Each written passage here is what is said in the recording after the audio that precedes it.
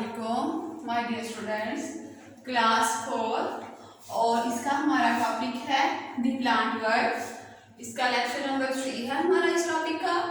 आज हमने book page number 23 करना है। पहले हमने 23 पेज से ट्रांसपायरेशन की अबाउट किया था कि ट्रांसपायरेशन क्या होता है। जो लीव से, किसी प्लांट के लीव से जो वाटर का लॉस होता है, water lose from plant is called transpiration. कि लीव्स के जो स्टोमेटा होते हैं, यानी कि अंडर साइड में लीव के स्टोमेटा प्रेजेंट होते हैं, तो वहां से वाटर जो है वो लूज होता रहता है, वाटर इवेपोरेट होता रहता है। तो उस इवेपोरेशन को, उस वाटर इवेपोरेशन को लीव से होने को क्या कहते हैं हम? ट्रांसपायरेशन। अब ट्रांसपायरेशन के बाद हमने आगे जानना था कि प्लांट्स के लिए ट्रांसपायरेशन जो है वो बहुत ज़्यादा ज़रूरी है।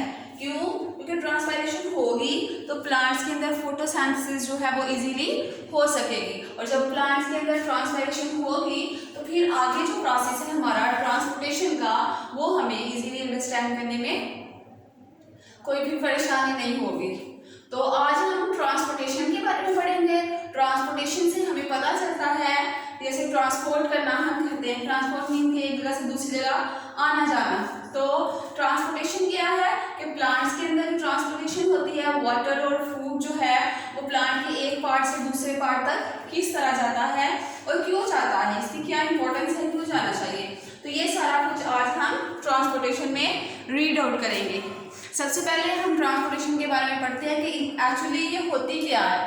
Plants have tubes that transport water, minerals and glucose. Glucose जो फूड होती है प्लांट के अंदर जो बनती है, to where they are needed. Plants के अंदर ट्यूब्स होती हैं, दो तरह की ट्यूब्स होती हैं, और वो ट्यूब्स क्या करती हैं, उनका काम होता है कि उन्होंने वाटर और मिनरल्स लेके, इसके अलावा जो ग्लूकोज होता है, जो फूड होती है प्लांट की, वो लेके प्लांट के एक पार्ट से दूसरे पार्ट तक जाना होता है।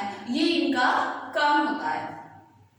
अब ये जो ट्यूब्स हैं हमारे पास, प्लांट्स की जो ट्यूब्स होती हैं, जो ये वर्कआउट करती हैं कि वाटर को किस तरह से, किस पार्ट से कहाँ तक लेके जाना है, इसके अलावा जो फूड है उसको किस पार्ट से कहाँ तक लेके जाना है, वो ट्यूब्स कौन कौन सी हैं? These are the xylem and phloem. ये दो तरह की ट्यूब्स हैं, जाइलम ट्यूब्स और दूसरी क्या है? Phloem tubes. जो जाइलम ट्यूब्स होती हैं वो स्ट्रांग होती हैं, और स्ट्रांग के अलावा वो क्या होती हैं? थिक होती हैं। थिक मीन्स थोड़ी मोटी होती हैं।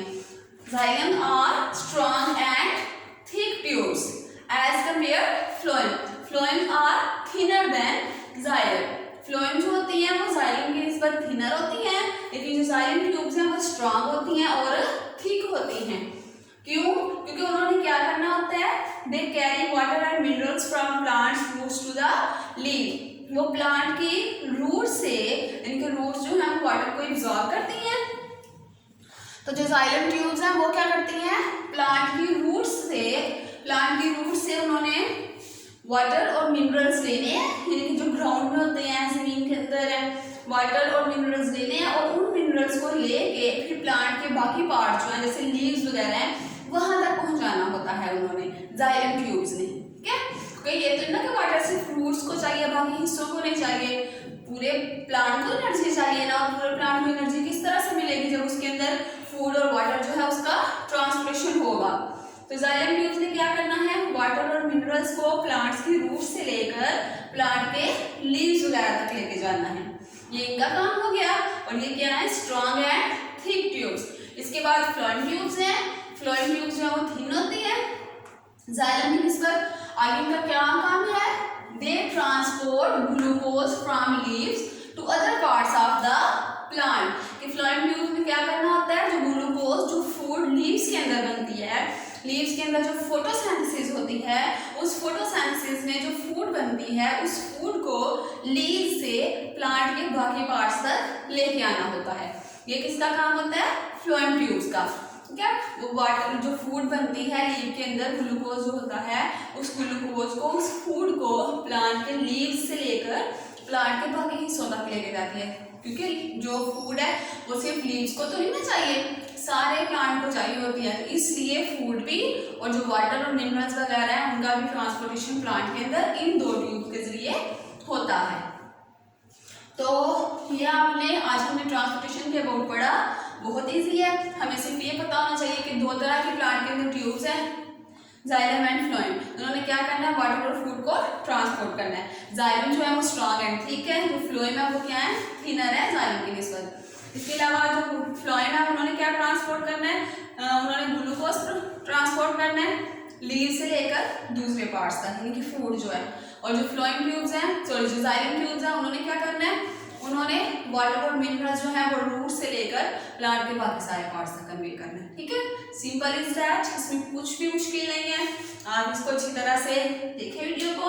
इसके अलावा आप अपनी बुक सामने रखें तो आपको बहुत इजीली सारा टॉपिक समझ आ जाएगा। अब आगे इसी पेज पर, पेज नंबर 23 पर एक्टिविटी टाइम है दिस वन।